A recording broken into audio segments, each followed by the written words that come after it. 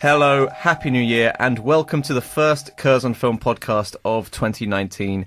This week we'll be discussing Yorgos Lanthimos' royal comedy The Favourite and Catherine Corsini's decade-spanning drama An Impossible Love, as well as hearing from the great Mark Gatiss, who talks to us about his role in The Favourite. I'm Sam Howlett, and joining me in the royal court are two people who have been fighting over my affections all morning. Lady Kelly Powell. Hello. And Sir Stephen of Ryder. Good, sir. Happy New Year to you both. Happy New Year. Welcome back. Thank you. It's great. I'm looking forward to it. Already thinking about my top 10 for 2019. We just did this. Yeah. We just got over this one.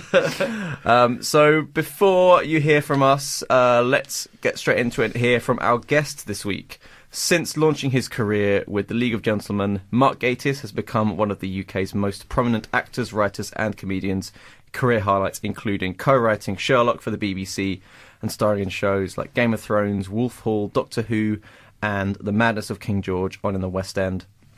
In The Favourite, he plays the Duke of Marlborough, husband to Rachel Weisz's Lady Marlborough, and we sent our very own Jake Cunningham to speak to him during last year's London Film Festival. So we are delighted to welcome Mark Gatiss onto the Curzon Film Podcast, and we're talking about The Favourite, your favourite film. Yes, I haven't seen it yet. It's already my favourite film. The title alone. Yeah, it's the new one directed by Yorgos Lanthimos. He's a very productive guy. This is the third film in 4 years. Wondering, before you signed on to this, or before The Favourite crossed your desk, what had you seen of Yorgos Lanthimos before? The Lobster, and I've now seen Sacred Deer. But I knew very little about him, and he just asked to have a cup of tea with me. He was staying very close to where I live, editing his previous film, and these are my favourite kind of things because they're not auditions, they're just chats, at the end of which someone says, it's just happened to me on Christopher Robin. Mark Forster Skyped me in Cardiff, and I thought I was going to read something else. I think we just talked about Winnie the Pooh for about 20 minutes. He said, do you want to do my movie? I went, yeah. So, and it was same with Yorgos. We just had a little chat about the subject matter, and he's a huge fan of Nighty Night, and he just asked me if I wanted to play the Duke of Marlborough, so I'd be delighted to. So that's how it happened. And if you're coming off of just having seen The Lobster and then Sacred Deer, to me they're quite worrying films, quite troublesome. That's why I said yes. No, I mean he's a very singular talent. I think he's a fascinating man. He's a lovely man. He's much younger than me, but really wonderfully eccentric. I found him. He's just not at all what you'd expect. He has a very quiet, dry sense of humour. Sort of looks at you in a slightly funny way, and I love the period. I think it's fascinating. It's a story that isn't really told, and yet sort of shouts out to be told. And then I thought the script was fascinating, and the central triumvirate, the three amazing parts for three amazing women. I thought this is a really interesting project. So yeah, well that's Deborah Davis and Tony McNamara's script, and that's the first time that Yorgos has not adapted. That's from his right. own work, Yes, which is a fascinating choice. Yeah, but yes, and it's interesting. He said something like, he said, "I know this is a very unusual thing for me to do, but I just couldn't resist it." I think. And what do you think? Do you see anything in the script of The Favourite that you can see in, or maybe going back into The Lobster or Sacred Deer? What do you think is that through line? I don't know. That's a very good question. I don't know. If there's anything in that sense. But except perhaps the choice of it is sufficiently odd to therefore feel part of Yorgos's output. Yeah. It's a sort of screech turn. He's not done what you'd expect at all. Yeah. Which in that case fits entirely with his back catalogue. Yeah. And as a writer yourself as well, is there anything that you might pick out of this script, or any script I suppose that instantly turns you onto it, like a few pages in, something about maybe the dialogue in The Favourite or the setting that instantly you want to latch onto? I think it was the sense that it wasn't going to be just a big straightforward period drama. And actually, I've not seen it, but looking at the trailer and the fact we shot it in natural light, and stuff like that, it was like, this feels like Barry Lyndon. Yeah. It's invoked something different, very cinematic, but also I think just the the unusualness of the period. In fact, this is an interesting story. Angels, the costumiers. I think we have to go there for a few things, I think, but mostly Sandy Powell made them, and Angels were over the moon because no one ever does Queen Anne, and now that someone's done it, those uniforms, those red coat uniforms, etc., they'll last for about 50 years or 100 years. It's like, finally someone's done Queen Anne, we can do those again. Yeah, I think it was the unusualness of it. I think it's not just, it's not Henry VIII again or anything like that. It's a fascinating period, and it's something that I really don't know much about. And Queen Anne is furniture. That story is, I mean, she was a short-lived monarch. It's kind of tragic, the 17 miscarriages, and she had a pet rabbit to represent every one of her dead children. It's all true. That's extraordinary stuff. But more than anything, this power relationship is incredible, and that Sarah Churchill was effectively running the country. She was an incredible woman, and then that authority is challenged by this interloper. Yeah, I mean, it's a story that resonates because it still sort of happens. It does not just I don't mean in royal circles, but in politics. There's a sense of there's a court, isn't there, around any prime minister or president, and people fall out of favour and people become new favourites, and I think that it just means it feels resonant to us because we can recognise ourselves in it. And what's really interesting is, it seems mad, but how often have you seen a period drama that has 3 leads that are all female, Absolutely. that aren't relegated to a housewife or that a was cook? a hugely impressive thing to me, that I thought, well, I've not seen this before. And none of them are supporting. No. It somehow has 3 leads. Yeah. That's the story. That's why, the blokes I just go off and fight the Battle of Blenheim. Yeah. So Marlborough, yourself, you're adorned with this quite fantastic outfit, this wig, and as you said, people might, well, if they just spotted you in costume, they might think this is another stuffy period drama, but it's quite maniacal. It's quite chaotic at times. I wonder what that energy was on set. Well, it was a very interesting experience because we filmed it at Hatfield House, which I filmed it about 35 times. And in fact, Yorgos said, I think initially there was a plan. He very much wanted it not to be the familiar locations, but I think it's just budget and the usual things coming. But again, he shot it very interestingly and not at all what you'd expect. So it was a very creative environment. Lots of interesting things. In fact, there was one thing I remember distinctly. I come in to see Rachel Weisz to say goodbye because I'm going off to war, and it was on me. The camera was on me from some distance, and Rachel was in front of me, and I naturally adjusted to find the camera because that's what you do. And Yorgos came over and said, "No, don't worry about that. Don't worry about that." And it was slightly sort of unlearning a few things because he shoots it differently. So it's not just going to look like an over-the-shoulder shot, a normal over-the-shoulder shot. It's going to be different. And if I'm in the way of someone, we'll work that out. Or so that was very interesting, and it was fun. It was just fun and slightly chaotic in the sense of, we did this big scene, me and James Smith and Nicholas Holt, of duck racing, and which replaced cockfighting, which we weren't allowed to do, sadly. I don't mean that way because you don't want, but you're not even allowed to pretend now. So I think this duck racing was invented for the. But it seems incredibly authentic, doesn't it? Yeah. Maybe they did. That was a very interesting couple of days. That was, and it was funny that they're called Indian runners. They're ducks that run, and they look like the umbrella handle from Mary Poppins, or like the ducks that have been grown in a test tube. They're so long and very comical. They had little ribbons on them, and you just set them off. But of course, they don't really want to do anything, so someone had to run around throwing tuna after them.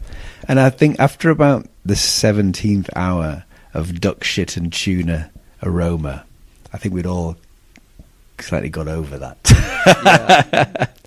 But so there was a sort of chaos to that. It was like we were just doing it for real, really. I mean, short of actually laying bets, we were sort of just chasing these ducks around the room. There's in that sequence, there's a wonderful close up of yourself where there's a roar coming out of you at times. Oh yeah, well we did. I mean, we got favourites in our ducks, and I mean, it's one of those things where you could legitimately, if the cameras had been sort of hidden, you could have just done it.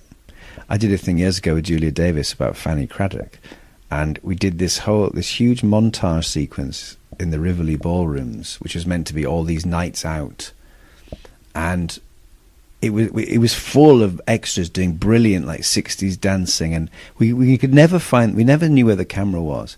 And by the end of a very long evening, it was like we'd had a night out in 1965. You know, it really was.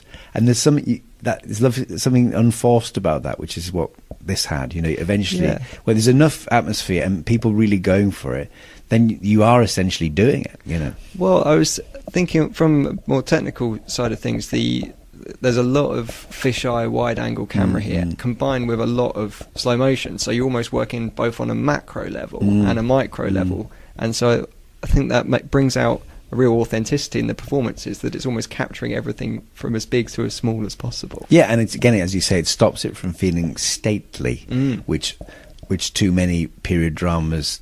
I mean, this is something I've always done in my own work, and I remember when we did the Victorian Sherlock, the director said, have you noticed something? And I said, I know what you're going to say. All the extras are walking slowly because it's the olden days.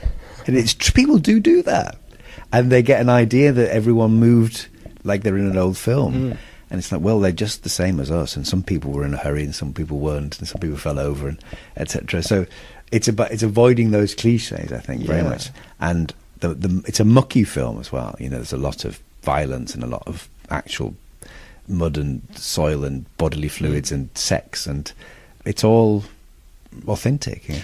Well, in my extensive research before this, I found that on the cast list for IMDb, your small screen partner Horatio, the fastest duck in the city, is directly paired underneath you as well.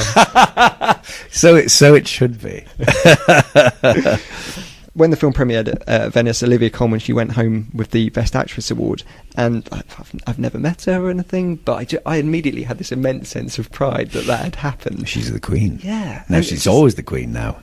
And just watching, after seeing so many fantastic performances in British TV shows, getting rewarded on that international scale just felt massive. When you heard about that, were you also overcome with that feeling of this contemporary who's just smashing it? Well, she's, universally acknowledged to be brilliant. She's also just an absolutely lovely person, and it couldn't happen to a nicer person. Yes, I was chuffed to bits. I also thought, well, that's a good sign. I think this film might be rather good.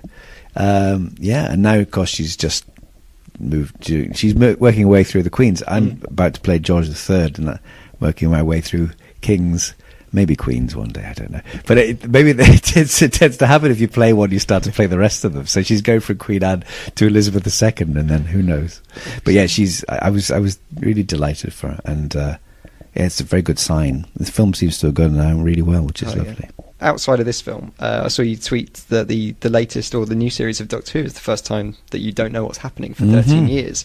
After being inside the workings of huge fandoms like Hugh and Sherlock, what is it like to actually go back to just being a fan? It's lovely. I mean, I got a bit cross this morning because I found out the titles of a couple of the upcoming episodes, and I don't want to know anything. And watching it completely fresh, honestly, I've closed my ears to everything, so I hardly knew anything, and that was just wonderful. And then the sheer surprise of the new theme tune and the new TARDIS, and then actually what it's about. It's really delightful. I'm very pleased I've done it. Brilliant, Mark. Thanks so much. Thank you very much. Pleasure. All right, so the favourite then. I think it's safe to say it's Yorgos Lanthimos' most audience-friendly film to date, but it's still weird as hell. It stars Olivia Colman as a mentally unstable, capricious, gout-ridden Queen Anne, whose closest friend and confidant Lady Sarah of Marlborough, played by Rachel Weisz, runs the kingdom from behind the throne. But this arrangement is threatened by the arrival of Sarah's cousin, Abigail, played by Emma Stone, who begins a bitter rivalry with Sarah and battles her for the Queen's affections. So this script was first written by Deborah Davis in the 90s.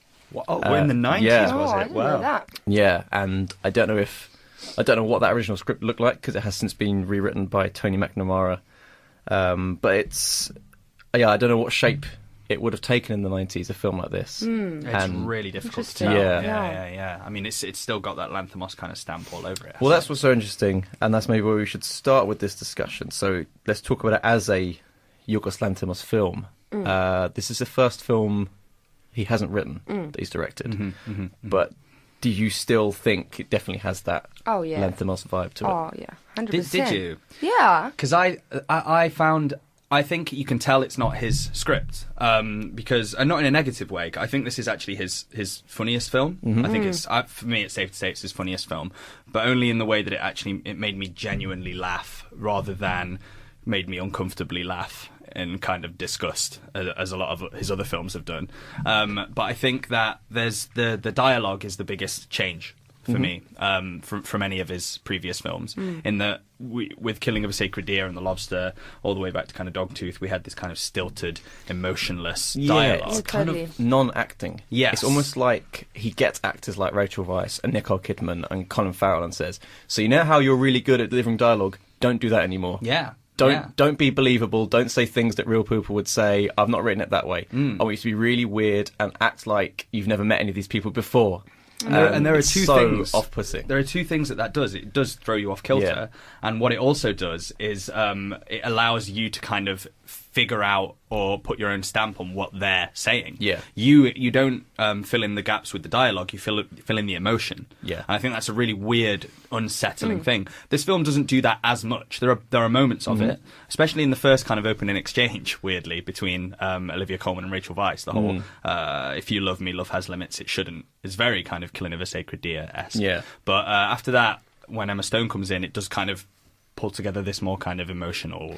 I still think theatrical that vibe. it has those awkward pauses at where the humour sort of sits with the dialogue. And it's still off kilter in a way. I mean, it's super anachronistic for a period piece, and that was deliberate. Yes. And I think that sort of was his. I think that they kind of were like, we're not going to try and make it a believable period piece. Like, obviously, it's artifice and it's satire. And I think the relationships between the three women, there are moments of that classic sort of Lanthimos moments for sure, definitely moments. And that the anachronistic nature of it is really interesting to me, because I'm not a big fan of that kind of stuff. Smells Like Teen Spirit and Moulin Rouge, the hip hop songs in Django, they don't work for me. And the dancing scene in this, I think, is the biggest example of that. I don't know if I loved it. I found the film hilarious, and the person I was watching it with also found the dancing scene absolutely hilarious. But for me, I'm not sure if it worked. I was engaged with it, but I don't know if it was funny. And if you compare that to the scene in the dancing scene in Dogtooth, I don't know if you've seen Dogtooth. I haven't actually seen Dogtooth. But the dancing scene in that is so weird and makes you kind of like, it disturbs me. It's not a skin crawl just thinking about it, but it's very funny at the same time. And this is just very, very funny, I think, Yeah, I think it's solely there for laughs, isn't it? Yeah. And this is you're right. This is his funniest film. It's a pure comedy. Because when I was like writing the introduction for the show, I initially had it like a royal drama. I was like, it's definitely not. I think it's a tragic comedy in a way. Yeah, it's a tragic comedy, but Yeah. it is full on comedy. Yeah. Every it's so scene, funny. every Yeah. scene has laughs. Yeah, it's so funny, and a lot of that is once again down to the actors, I think. Well, I think that the sort of absurdity of this film comes in the anachronisms, which I think was obviously a choice, rather than making it the sort of absurd, like in a modern day, like Killing of a Sacred Deer. Yeah. The absurdity comes in different ways, and the surrealism comes in different ways. But here it's surreal because they're using this weird mix of... I don't think it unsettles its audience like its other films. I don't think it wants to. I don't think it's trying to do that with this one. There was this really interesting balance between comedy and kind of a disturbing kind of paranoid horror thriller kind of thing going on with some of his other films. Or even the like tone is very different in this one. Even with The Lobster, like a body The Lobster horror is really quite horrible in a lot of it, and the Scary whole concept film. of The Lobster is quite body horror. It's a scary film to think about psychologically. He doesn't really lean into this with The Favourite. Instead, he has gone full straight comedy. Like This is kind of a crowd pleaser in a weird way. But it pleased me. Yeah. I thought it was a Totally, really, really pleasing film. And it's still a really good film. Yeah. We saw it in pretty much saw that screening at Curzon Soho, like a Saturday afternoon, and everyone was loving it. Yeah, big laughs. Yeah, really big big laughs. laughs. What got Yeah. the biggest laugh? The dancing The did get a dancing huge was a laugh. good one. Yeah. People loved Lines of dialogue. the People duck loved really- race. them. People love yeah. the duck racing. I really liked the thing that made me laugh the most was when he says you should be stripped and whipped, and she says like, "I'll be waiting." Yeah. And Yeah. turns around and she's like, "Oh, dude." Exactly. Yeah, that was a good one. Nicholas Holt. No, I was going to say Nicholas Oh, yeah, Hoult. got a he's lot of so laughs. good. on He's that one, yeah. really good. He's The funniest really person in this, incredible. maybe, actually. I reckon. Yeah, he's so funny. Yeah. I'm not the biggest fan of Nicholas Hoult, but Right. I think with this, he knocks it out of the park. It's so funny. His facial expressions, his campness, his Oh, yeah. insistence that Joellen wears a wig to seduce. Emma Stone is hilarious. Yeah, Thinks it's but all sexy. that kind of stuff. Yeah, I'm glad it got some good big laughs though. Yeah, it's really good. Yeah, really big It was laughs. good. So let's talk about those great performances then. So you've got three women that pretty much share screen time, I'd say. Yeah. I don't think I'd call any three of them supporting actress. I don't know, mate. I don't know. I feel like it's Emma Stone's arc. The film is Emma Stone's arc, but I could be wrong when I say that.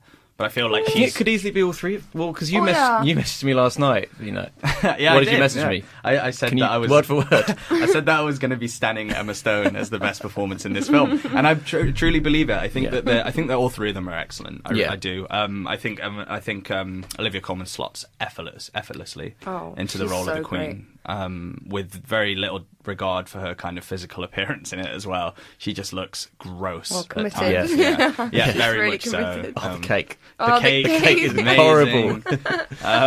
But yeah, the reason I think it's Emma Stone's film and the reason I think she kind of walks away with the best performance is because I was kind of taken aback by how vicious and kind of unnerving she was. Because she's obviously a great comedic actor, we know that, Yeah. through a lot of the films that she's done. And I think the kind of physical comedy and timing comes very naturally to her. Yeah. What I didn't expect was for her to be using that kind of amazing face that she has to give so many different kinds of performances in this film, because the film is about performing as well. It's about Yeah. kind of Course, yeah, the manipulation. performance of exactly. And I think she does it so well. And again, is someone that I think has very little regard for her physical appearance in this film, where she contorts her face a lot and things like that. And for me, her arc is the most interesting one, and the most. Oh, but it's the most classic as well. Yeah. It's a very sympathetic role, I think, too. Although she's kind of a mean, manipulative person, we know where that comes from. We do No, learn you see, of her I background. think. Oh, well, there's elements of that, but I think what they all encompass is you sympathise with them, but you still understand that they can be cruel, Oh, yeah. and mean and manipulative, and they all have those facets to them. So even though Rachel Weisz's character, Lady Marlborough, is like atrocious in the beginning, you hate her. You sort of slowly start to sympathise with her as she as her sort of her hold on the Queen sort of wanes, and she kind of goes into this decline.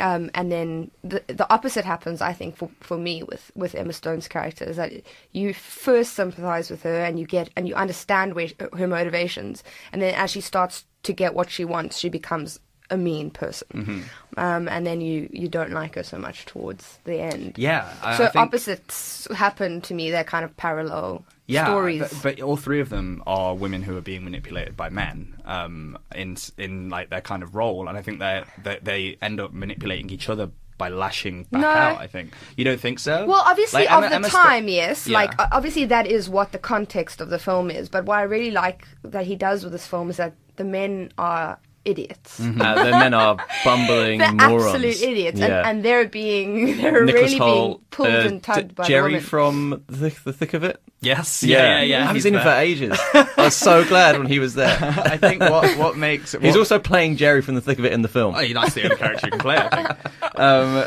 think. I think you're right. But what the way that they're manipulated by men isn't in a cunning, smart way like they're doing. It's in a way where Emma Stone's character was literally sold into slavery, sex slavery, Yeah, by I her think- father, yeah. and she's had enough of that. She wants out of that kind of life, and Yeah. she's willing to do anything to kind of Yeah. move into an upper The class. film doesn't give any of that any room. It's funny, Um, but it's funny. You're right, because that's all sort of rushed through her backstory a bit, Yeah. and so is the fact, in Queen Anne they talk about how she had 17 children that never grew up. That's her. Well, I know- that's I her. mean- And that's her yeah, kind yeah. of. But Well- again, that's kind of. There's a couple of moments, I It's a lovely suppose, scene, with that. actually. But yeah, No, that is. they That's do one of the kind of most sincere scenes. get these things out very quickly. They do. don't need to linger on them. They No, don't need to think because- of these women at their past. It wants you to focus on what's happening to these women and, right and now. how much power they actually Yeah, have yeah, exactly. wield now. And I think, purposefully they left out King George. The Queen's husband, George, I think is his name. He was around during this time, historically speaking. They left him out. And that's a good thing. And Marlborough Lord Marlborough was gone. Mark Gatiss. Mark Yeah. Gatiss was gone most of the time. And Nicholas Holt's kind of they're Yeah. totally secondary characters. And also, Nicholas Holt's kind of asexual in the film as well. Yes. He finds it hilarious that anyone's attracted to each other. Yeah. Yeah. He's like, And oh, his is she mom- attractive? Okay, I guess so. He's And quite make flamboyant. yourself pretty. A man Yeah. must be pretty. A man must be pretty. Yeah. Did you see the different moles he had? Yeah, God, like, it got on bigger various and parts of bigger. his face. Yeah, exactly. Yeah, some really. If we want to talk about the kind of other elements of the film that really work, the makeup is incredible. Oh, and the The costumes. costumes are Yeah. incredible in the way that period dramas often are. They're not dull. They Yeah. look amazing. Well, Um, I heard particularly. I heard that Sandy Powell specifically designed the costumes to have with modern fabrics, with Oh. contemporary fabrics. So she said the shapes, and the cuts of all the dresses were true to the period, but all of the fabrics were contemporary fabrics. She used African prints Wow. in some of them, That's and really it's interesting. it was like purposefully done. That's what I mean. Is like the film is purposefully contemporary. Yeah, it's a in many mix ways, of authenticity and inauthenticity, yeah, exactly. which is yeah. really interesting. Exactly. But as well as that, the lighting I think in the film is stunning in parts. Seeing it, Yeah. I saw it at Curzon Mayfair last night, and the kind of inky backgrounds in a lot of the scenes in the depth of kind of Yeah. the house with the lighting, the natural lighting just looks amazing, on the big screen. Also, what I really like about the film, and this kind of plays into the whole the fisheye lens and the contemporary costumes. This is a British period drama that is not stuffy. Oh, Doesn't yeah. feel like dusty or oh, you should watch this film. It's very good. Doesn't feel like anyone's telling you that. No. It just feels also genuine and modern. Which is Yeah. what's really impressive and something that's been overlooked a little bit is that like there's quite a dense kind of political, social, governmental subplot in this film. That well, not subplot, it's part of the plot. That's Yeah. why these women and why these men are kind of trying to manipulate each other. But it never ever feels stuffy ever, even though we're looking at kind of like very old. A very old debate between two political parties, Yeah. the opposition, the royals, about whether they should sue for peace. Yeah. In other films, that could really like fall flat, and that could be the flat moments in the film. Yeah. I liked all the stuff with the funny bits, but then when they were talking about politics, I got bored. Yeah, but it's not like could- that at all, is it? It's the political moments are still really funny. Yeah. So who's getting the nominations here, and who's anyone winning from this? Well, I know that because I thought they'd put in all three of them as supporting, Okay. but they're putting Olivia Colman in as lead. Best Actress Olivia Colman, but she did win at one of the major awards Yeah. festivals. I think it was Venice. And the other That's two what is supporting, huh? Yeah, I think that's what's going to happen. I can see Stone winning supporting. Actually, I think she's so good. I Yeah. can't see Olivia Colman winning for lead. Oh, she's so good. She's though. brilliant. She's really, really I great. think it's the actress category this year is a bit crowded. So you've got Lady Oh, Gaga, Yalitza Aparicio from Roma, who's a Glenn Oh, Close, yeah. baby. Glenn Close. Glenn Close. That's what I'm talking about. Our Lady Yeah. Glenn. Yeah, our Lady Glenn. That's who I want to win. Me Our Lady too. Glenn. Oh, I love that the movie. wife. I want to watch it again. Yeah. Anyway, so that is The Favourite, which is out. Well, it's been out for a few days in London, but it's now wide on the 4th of January. And you can revisit other Yorgos Lanthimos films on Curzon Home Cinema. We've got Alps, Dogtooth, and Killing of a Sacred Deer, for which Jake Cunningham spoke to Yorgos Lanthimos for when we did our Killing of a Sacred Deer episode last year. Ooh. So do check that out. Listen. Also on Curzon Home Cinema, we have An Impossible Love, Catherine Corsini's Un Amor Impossible. Very good. Thank you. Yeah. So it has been out. Pause then. You waited for me Yeah. to compliment you. Yeah, come on, guys. So you may have already seen this. So we released it on Curzon Home Cinema a week before its cinema release, but now it goes wide across the UK. So this is an adaptation of the novel by Catherine Angot. Catherine Corsini directs this beautifully made drama in which Virginie Efira plays a young woman whose affair in the 1950s with a callous man results in the birth of a daughter and a complex relationship that continues across decades. What were your initial reactions to An Impossible Love, guys? Yeah, I quite liked it. Yeah, no, it was good. I was very engaged. I was engaged with it. Like, I wanted to see where it was going. I sort of had I'm not going to spoil it, but I sort of had an inkling of where it was going. And Really? Yeah, kind of. Interesting. Kind of. I mean, maybe it's because I was expecting it. I was like, there's something in me that was like, this is going to happen, this is going to happen. And it didn't, and then it did. The author, Ango, is pretty famous in France. Yeah, she wrote the book that Let the Sunshine In is based on. She did, yeah. And she's quite a controversial figure over there as well. Yeah, in France, she's well known. So the thing you're talking about is very kind of publicised in France. Okay. So I doubt they were trying to hide it in a way. Yeah. Do you know what I mean? Yeah. Well. That being said, I think it's a really acting wise, I think it's a really strong film. Totally, yeah. And I think that the director Corsini obviously thought that the film needed time to breathe, and these characters needed time to breathe in order to have the impact that the final kind of act does. Yeah, that's fair. Which I think and you know, there are always leading up to this finale in this film of the mother and the daughter. It's about their relationship, and it's about kind of how it's more about the mother than the daughter, which is what I find fascinating about the film. Is that there's some very intimate details of her mother's life that's narrated by the daughter, but it doesn't become about her. It always sticks to the mother, and it's a very important subject that the film's about as well. So. Yeah, and I feel like it's also a film that is told in absences. Like a lot of the drama happens, a lot of the main parts of the film, like even like the birth or like whatever it is told post facto. It's like told after the fact. So it was an interesting way of exploring that subject matter. Yeah, I saw this on a Friday morning a while ago, and I had absolutely no idea what it was about. And yeah, I really liked it. I think it's really, really like challenging. I think it's really beautifully shot. I think it looks it's got incredible. that beautiful like it's like heritage. glow and, it feels but without French being cinema. like nostalgic or like Totally, it feels of the period. Yeah. Like the first half of this film was stunning. It was because a lot of it's I think set in summer, and the French know how to shoot like the greens and blues of summer. It looks like something like the Green Ray, and the way that they shoot it. And also just how subtle the aging and the sort of the costume changes. I was going to mention the makeup, because Yeah. old age makeup often looks horrendous on film. It looks so distractingly bad that if a young person is I love Edward Scissorhands, but the opening when Winona Ryder's an old lady is awful. Like her makeup is really bad. Yeah, but I wonder the if you compare her to Winona Ryder in Stranger Things now, if it would look like someone should do that. But the makeup here is so.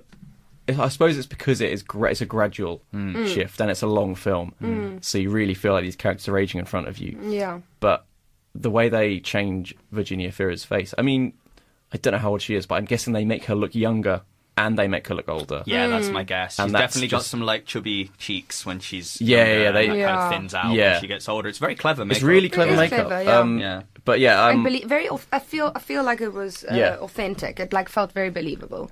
and the sort of third act revelation that happens, I didn't see it coming at all. Oh, really? Yeah, it really took me by surprise. Yeah. And I think it's kind of a twist in a way. It is a But twist. calling it and a twist, I think, sensationalizes it in a way you shouldn't. Yeah, but exactly. It's like it changes everything about the film. you can rewatch it in a different light. Rewatching the film yeah. and you're thinking, oh my god, this thing is going to happen, and like this is quite startling and quite.